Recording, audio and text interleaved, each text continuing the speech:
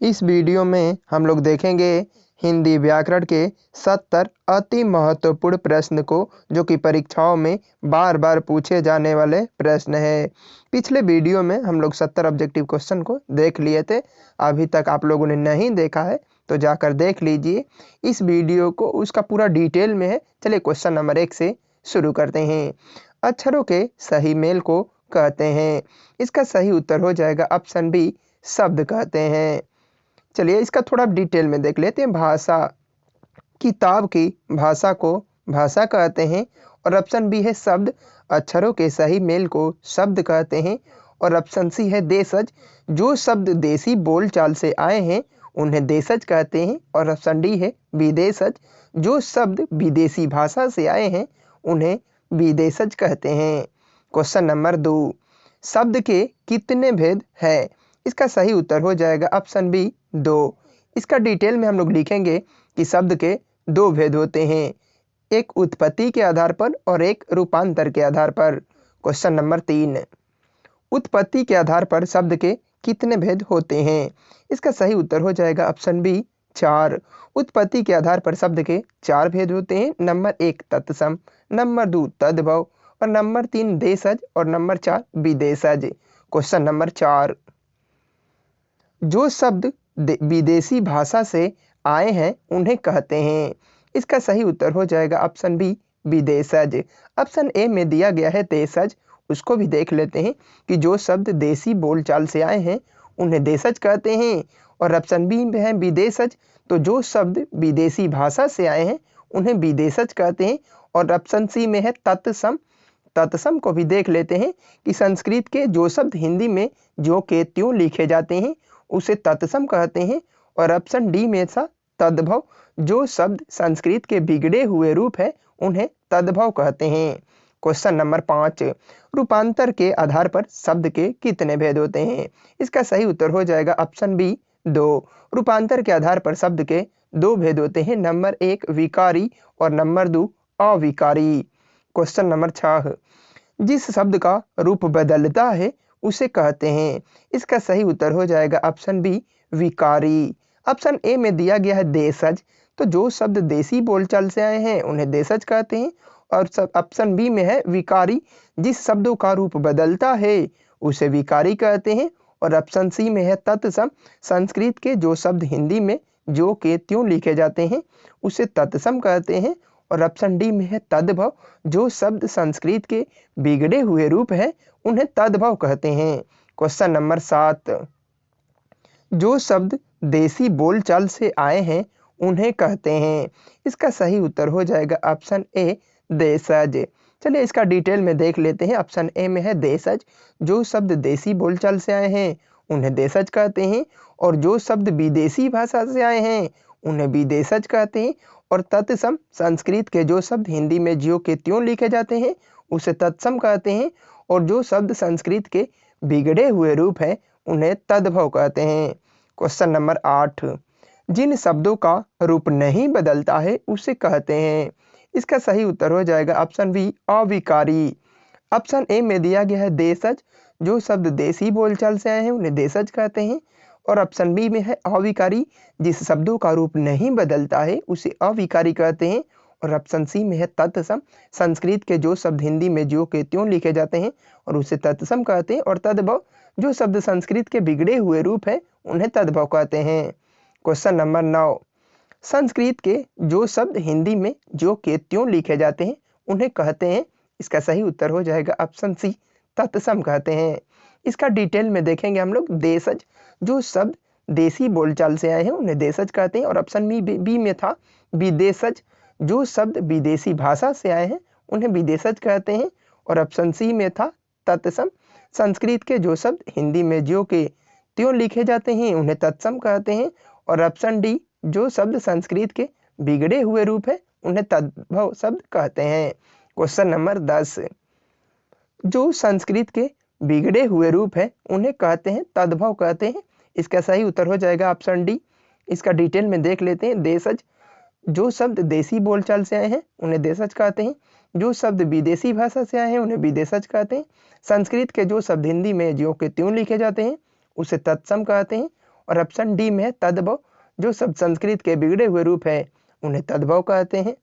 Question number 11, अक्षरों को जिस संकेत में लिखते हैं उसे कहते हैं। इसका सही उत्तर हो जाएगा ऑप्शन सी, लिपि। ऑप्शन ए में है ध्वनि, तो मुंह से बोलते समय जो आवाज निकलती है उसे ध्वनि कहते हैं। और ऑप्शन बी में है अक्षर, जो कागज पर लिखा जाता है उसे अक्षर कहते हैं। और ऑप्शन सी में है लिपि, अक्षरों को जिस संकेत में लिखते हैं उसे लिपि कहते हैं। और ऑप्शन डी में है शब्द, अक्षरों के सही मेल को शब्द कहते हैं। क्वेश्चन नंबर 12, जो कागज पर लिखा जाता है उसे कहते हैं अक्षर कहते हैं, ऑप्शन बी। इसका उत्तर में हम लोग देखेंगे कि ऑप्शन ए में है ध्वनि, तो मुंह से बोलते समय जो आवाज निकलती है उसे ध्वनि कहते हैं। अक्षर, जो कागज पर लिखा जाता है उसे अक्षर कहते हैं। और ऑप्शन सी में है लिपि, अक्षरों को जिस संकेत में लिखते हैं उसे लिपि कहते हैं। और ऑप्शन डी में है शब्द, अक्षरों के सही मेल को शब्द कहते हैं। क्वेश्चन नंबर 13, हिंदी लिपि को कहा जाता है, तो ऑप्शन ए रोमन, बी फारसी, सी देवनागरी और डी उर्दू। तो इसका सही उत्तर हो जाएगा ऑप्शन सी, देवनागरी, क्योंकि अंग्रेजी को रोमन लिपि में लिखा जाता है और उर्दू को फारसी में और हिंदी को देवनागरी में। क्वेश्चन नंबर 14, मुंह से बोलते समय जो आवाज निकलती है उसे कहते हैं ध्वनि कहते हैं, ऑप्शन ए। चलिए इसका डिटेल में देख लेते हैं। ऑप्शन ए ध्वनि, मुंह से बोलते समय जो आवाज निकलती है उसे ध्वनि कहते हैं। ऑप्शन बी में है अक्षर, जो कागज पर लिखा जाता है उसे अक्षर कहते हैं। और ऑप्शन सी में है लिपि, अक्षरों को जिस संकेत में लिखते हैं उसे लिपि कहते हैं। और ऑप्शन डी में है शब्द, अक्षरों के सही मेल को शब्द कहते हैं। क्वेश्चन नंबर 15, अंग्रेजी को किस लिपि में रखा गया है? इसका सही उत्तर हो जाएगा ऑप्शन ए रोमन। अंग्रेजी को रोमन लिपि में और उर्दू को फारसी लिपि में और हिंदी के देवनागरी लिपि में लिखा जाता है। क्वेश्चन नंबर 16, घरेलू या घर की भाषा को कहते हैं। इसका सही उत्तर हो जाएगा ऑप्शन सी, बोली कहते हैं। ऑप्शन ए में है ध्वनि, मुंह से बोलते समय जो आवाज निकलती है उसे ध्वनि कहते हैं। ऑप्शन बी में है अक्षर, जो कागज पर लिखा जाता है उसे अक्षर कहते हैं। और ऑप्शन सी में है बोली, घरेलू या घर की भाषा को बोली कहते हैं। और ऑप्शन डी में है शब्द, अक्षरों के सही मेल को शब्द कहते हैं। क्वेश्चन नंबर 17, उर्दू को किस लिपि में लिखा जाता है? इसका सही उत्तर हो जाएगा ऑप्शन बी, फारसी। अंग्रेजी को रोमन लिपि में, उर्दू को फारसी लिपि में और हिंदी को देवनागरी लिपि में लिखा जाता है। क्वेश्चन नंबर 18, स्वर के संकेत चिन्ह को कहते हैं। इसका उत्तर हो जाएगा मात्रा, क्योंकि स्वर के संकेत चिन्ह को मात्रा कहते हैं। ध्वनि, मुंह से बोलते समय जो आवाज निकलती है उसे ध्वनि कहते हैं। और अक्षरों के सही मेल को शब्द कहते हैं। क्वेश्चन नंबर 19, हिंदी व्याकरण कितने प्रकार के होते हैं? इसका सही उत्तर हो जाएगा ऑप्शन बी, 4 प्रकार के। हिंदी व्याकरण के 4 प्रकार होते हैं, शब्द विचार, वाक्य विचार, चिन्ह विचार और वर्ण विचार। क्वेश्चन नंबर 20,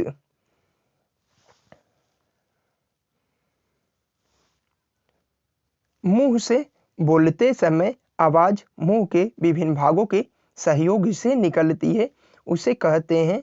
इसका सही उत्तर हो जाएगा ऑप्शन बी, उच्चारण स्थान। ऑप्शन ए में है ध्वनि, तो मुंह से बोलते समय जो आवाज निकलती है उसे ध्वनि कहते हैं।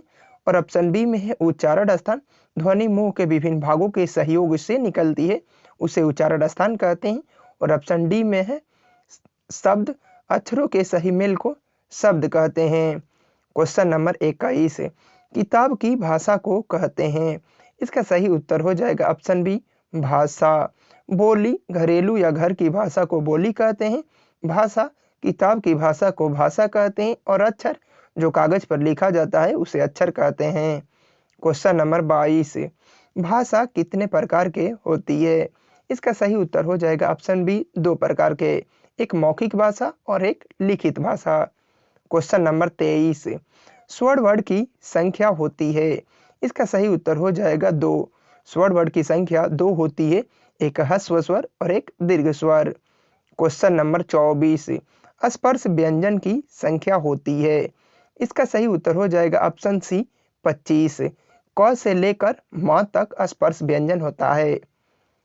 क्वेश्चन नंबर 25, व्यंजन वर्ण की संख्या होती है। इसका सही उत्तर हो जाएगा ऑप्शन डी 5। स्पर्श व्यंजन, संयुक्त व्यंजन, ऊष्मीय व्यंजन, अंतःस्थ व्यंजन और द्विगुण व्यंजन होते हैं। क्वेश्चन नंबर 26, अंतःस्थ व्यंजन की संख्या है। इसका सही उत्तर हो जाएगा ऑप्शन बी 4। य, र, ल, व। क्वेश्चन नंबर 27, द्विगुण व्यंजन की संख्या होती है। इसका सही उत्तर हो जाएगा ऑप्शन बी 2। द्विगुण व्यंजन की संख्या 2 होती है, अंग और ढ। क्वेश्चन नंबर 28, अयोगवाह कितने होते हैं। इसका सही उत्तर हो जाएगा ऑप्शन बी 2 होते हैं, अंक और आह। क्वेश्चन नंबर 29, स्वर की संख्या होती है। इसका सही उत्तर हो जाएगा ऑप्शन सी 11। अ, आ, छोटी, बड़ी, छोटाऊ, बड़ाऊ, री, ए, ऐ, ओ और औ। क्वेश्चन नंबर 30, द्विगुण व्यंजन कौन से है। द्विगुण व्यंजन 2 होते हैं, अंग और ढ। क्वेश्चन नंबर 31, संज्ञा के बदले जिस शब्द का प्रयोग होता है उसे कहते हैं। इसका सही उत्तर हो जाएगा ऑप्शन सी सर्वनाम। संज्ञा के बदले जिस शब्द का प्रयोग होता है उसे सर्वनाम कहते हैं और संज्ञा किसी व्यक्ति, वस्तु, स्थान, भाव आदि के नाम को संज्ञा कहते हैं और विशेषण संज्ञा और सर्वनाम की विशेषता बताए उसे विशेषण कहते हैं। क्वेश्चन नंबर 32, सर्वनाम के कितने भेद होते हैं। इसका सही उत्तर हो जाएगा ऑप्शन सी 6। सर्वनाम के 6 भेद होते हैं, पुरुषवाचक सर्वनाम, निश्चयवाचक सर्वनाम, अनिश्चयवाचक सर्वनाम, संबंधवाचक सर्वनाम, निजवाचक सर्वनाम और प्रश्नवाचक सर्वनाम। क्वेश्चन नंबर 33, जिस सर्वनाम से बोलने वाले, सुनने वाले या जिसके बारे में कहा जाए कहते हैं। इसका सही उत्तर हो जाएगा ऑप्शन बी पुरुषवाचक सर्वनाम। जिस सर्वनाम से बोलने वाले या सुनने वाले जिसके बारे में कहा जाए उसे पुरुषवाचक सर्वनाम कहते हैं। क्वेश्चन नंबर 34, मैं, हम, मैंने, हमने कौन सा पुरुष है। इसका सही उत्तर हो जाएगा ऑप्शन बी उत्तम पुरुष। इसका प्रयोग बोलने वाले अपने लिए करता है उसे उत्तम पुरुष कहते हैं, जैसे मैं, हम, मैंने, हमने। क्वेश्चन नंबर 35, पुरुषवाचक सर्वनाम कितने प्रकार के होते हैं। इसका सही उत्तर हो जाएगा ऑप्शन सी 3 प्रकार के, उत्तम पुरुष, मध्यम पुरुष और अन्य पुरुष। क्वेश्चन नंबर 36, वह, वे, उसका, उसके आदि कौन सा पुरुष है। इसका सही उत्तर हो जाएगा ऑप्शन सी। बोलने वाले इसका प्रयोग दूसरे के लिए करता है उसे अन्य पुरुष कहलाते हैं, जैसे वह, वे, उसका, उसके। क्वेश्चन नंबर 37, तू, तुम लोग आदि कौन सा पुरुष है। इसका सही उत्तर हो जाएगा ऑप्शन ए। इसका प्रयोग सुनने के लिए किया जाता है उसे मध्यम पुरुष कहते हैं, जैसे तू, तुम लोग, तुम इत्यादि। क्वेश्चन नंबर 38, जिस सर्वनाम से निकटता और दूरी का बोध होता है वह कौन सा सर्वनाम है। इसका सही उत्तर हो जाएगा ऑप्शन ए निश्चयवाचक सर्वनाम। जिस सर्वनाम से निकटता और दूरी का बोध होता है उसे निश्चयवाचक सर्वनाम कहते हैं। क्वेश्चन नंबर 39, जिस सर्वनाम से कोई, कुछ, किसी का बोध होता है कौन सा सर्वनाम है। इसका सही उत्तर हो जाएगा ऑप्शन सी अनिश्चयवाचक सर्वनाम। चलिए इसको डिटेल में थोड़ा देख लेते हैं। कोई या कुछ से अनिश्चय का बोध होता है, कोई या कुछ व्यक्ति या वस्तु अनिश्चित रूप का बोध करता है, इसीलिए अनिश्चयवाचक सर्वनाम है। क्वेश्चन नंबर 40, जिसकी खाली स्थान उसकी या जो खाली स्थान सो बताता है वह कौन सा सर्वनाम है। इसका सही उत्तर हो जाएगा ऑप्शन सी संबंधवाचक सर्वनाम। सर्वनाम से सर्वनाम का संबंध जोड़ने वाला शब्द संबंधवाचक सर्वनाम कहलाता है, जैसे जिसकी, उसकी, जो, सो हमेशा ही संबंधवाचक सर्वनाम होता है, जैसे जिसकी लाठी, उसकी भैंस। या अथवा में जैसे में एक और क्वेश्चन को देख लेते हैं, जो सोता है सो खोता है, वह भी संबंधवाचक ही सर्वनाम है। क्वेश्चन नंबर 41, जिस सर्वनाम से खुद या स्वयं का बोध है वह कौन सा सर्वनाम है। इसका सही उत्तर हो जाएगा ऑप्शन डी निजवाचक सर्वनाम। खुद या स्वयं का बोध हो वह निजवाचक सर्वनाम कहलाता है। क्वेश्चन नंबर 42, जिस सर्वनाम से प्रश्न का बोध हो उसे प्रश्नवाचक सर्वनाम कहते हैं। इसका सही उत्तर हो जाएगा ऑप्शन डी, जिस सर्वनाम से प्रश्न का बोध हो उसे प्रश्नवाचक सर्वनाम कहते हैं। क्वेश्चन नंबर 43, किसी व्यक्ति, वस्तु, स्थान आदि के नाम को संज्ञा कहते हैं। ऑप्शन ए सही उत्तर हो जाएगा। क्वेश्चन नंबर 44, संज्ञा के ही कितने भेद होते हैं। इसका उत्तर हो जाएगा 5। संज्ञा के 5 भेद होते हैं। चलिए देख लेते हैं कौन कौन। जातिवाचक संज्ञा, व्यक्तिवाचक, द्रववाचक संज्ञा, समूहवाचक संज्ञा और भाववाचक संज्ञा। थोड़ा क्वेश्चन को जल्दी जल्दी पढ़ते हैं क्योंकि वीडियो ज़्यादा लंबा हो जाएगा। क्वेश्चन नंबर 45, जिस संज्ञा से पूरी जाति का बोध हो उसे खाली स्थान संज्ञा कहते हैं। इसका सही उत्तर हो जाएगा जातिवाचक, ऑप्शन ए। चलिए डिटेल में देख लेते हैं कि जिस संज्ञा से पूरी जाति का बोध हो उसे जातिवाचक संज्ञा कहते हैं। क्वेश्चन नंबर 46, जिस संज्ञा से किसी खास व्यक्ति, वस्तु या जगह का बोध हो उसे खाली स्थान कहते हैं। इसका सही उत्तर हो जाएगा ऑप्शन ए, व्यक्तिवाचक संज्ञा। जिस संज्ञा से किसी खास व्यक्ति या वस्तु या जगह का बोध होता है उसे जातिवाचक संज्ञा कहते हैं, व्यक्तिवाचक कहते हैं। क्वेश्चन नंबर 47, जिस संज्ञा से व्यक्ति या वस्तु के गुण या धर्म का बोध हो उसे कहते हैं भाववाचक संज्ञा कहते हैं, ऑप्शन सी। चलिए इसको डिटेल में देख लेते हैं कि जिस संज्ञा से व्यक्ति या वस्तु के गुण या धर्म का बोध हो उसे भाववाचक संज्ञा कहते हैं। क्वेश्चन नंबर 48, जिस संज्ञा से व्यक्ति या वस्तु के समूह का बोध हो उसे समूहवाचक संज्ञा कहते हैं, ऑप्शन डी सही उत्तर हो जाएगा। क्वेश्चन नंबर 49, जिसे मापा या तौला जाए उसे खाली स्थान संज्ञा कहते हैं, द्रववाचक संज्ञा कहते हैं, ऑप्शन सी सही उत्तर हो जाएगा। जिसे मापा या तौला जाए उसे द्रववाचक संज्ञा कहते हैं। क्वेश्चन नंबर 50, जिस शब्द से किसी काम के करने या होने का बोध होता है उसे क्रिया कहते हैं, ऑप्शन डी सही उत्तर हो जाएगा। जिस शब्द से किसी काम के करने या होने का बोध होता है उसे क्रिया कहते हैं। क्वेश्चन नंबर 51, क्रिया के कितने भेद होते हैं।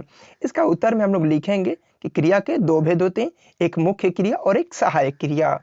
क्वेश्चन नंबर 52, क्रिया के अन्य 2 भेद भी होते हैं। इसका उत्तर में हम लोग लिखेंगे कि क्रिया के अन्य भी 2 भेद होते हैं, एक सकर्मक क्रिया और एक अकर्मक क्रिया।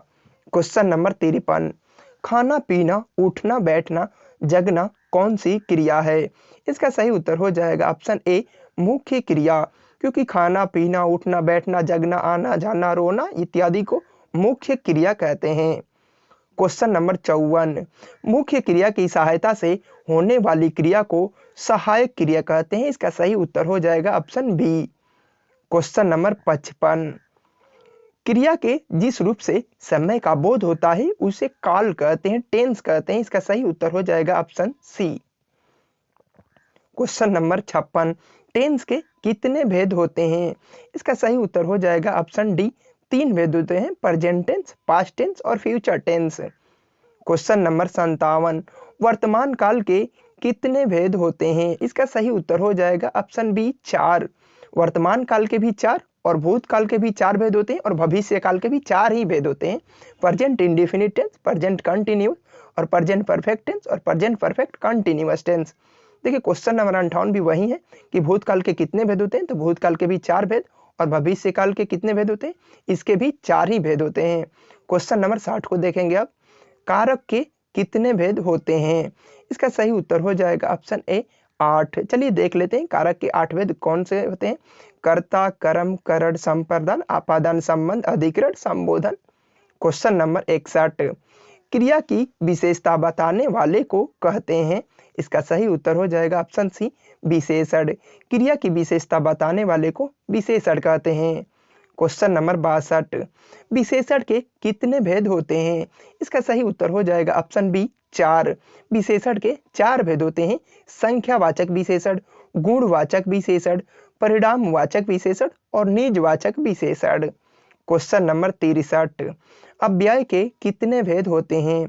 इसका सही उत्तर हो जाएगा ऑप्शन बी, 4 भेद होते हैं, क्रिया विशेषण, संबंध बोधक, समुच्चय बोधक और विस्मयादि बोधक। क्वेश्चन नंबर 64, संधि के कितने भेद होते हैं? इसका सही उत्तर हो जाएगा ऑप्शन डी, संधि के 3 भेद होते हैं। चलिए देख लेते हैं कौन कौन। स्वर संधि, व्यंजन संधि और एक होती है विसर्ग संधि। क्वेश्चन नंबर 65, प्रत्यय के कितने भेद होते हैं? इसका सही उत्तर हो जाएगा ऑप्शन ए, 2 भेद होते हैं, एक कृत प्रत्यय और एक तद्धित प्रत्यय। क्वेश्चन नंबर 66, समास के कितने भेद होते हैं? इसका सही उत्तर हो जाएगा ऑप्शन सी, 6 भेद होते हैं। इसको लिखे नहीं है, छोड़ दिए हैं, वीडियो बहुत लंबा होता जा रहा है। क्वेश्चन नंबर 67, लिंग के कितने भेद होते हैं? इसका सही उत्तर हो जाएगा ऑप्शन ए, 2 भेद होते हैं, स्त्रीलिंग और पुल्लिंग। हिंदी के अनुसार लिंग के 2 भेद होते हैं, लेकिन संस्कृत के अनुसार लिंग के 3 भेद होते हैं, एक स्त्रीलिंग, एक पुल्लिंग और एक नपुंसकलिंग, जिसे उभयलिंग बोलते हैं हम लोग। क्वेश्चन नंबर 68, वह शब्दांश जो किसी शब्द के पहले जुड़कर एक नए शब्द बनाता है उसे उपसर्ग कहते हैं, ऑप्शन सी। और वह शब्दांश जो किसी शब्द के अंत में जुड़कर एक नया शब्द बनाता है उसे प्रत्यय कहते हैं। क्वेश्चन नंबर 69, वह शब्दांश जो किसी शब्द के अंत में जुड़कर एक नए शब्द बनाता है उसे तो प्रत्यय कहते हैं, ऑप्शन बी। क्वेश्चन नंबर 70, वाक्य के कितने अंग होते हैं? इसका सही उत्तर हो जाएगा ऑप्शन बी, 2, एक उद्देश्य और एक विधेय। इस प्रकार हम लोगों ने इस वीडियो में 70 ऑब्जेक्टिव क्वेश्चन को देख लिए हैं। मिलते हैं नेक्स्ट वीडियो में।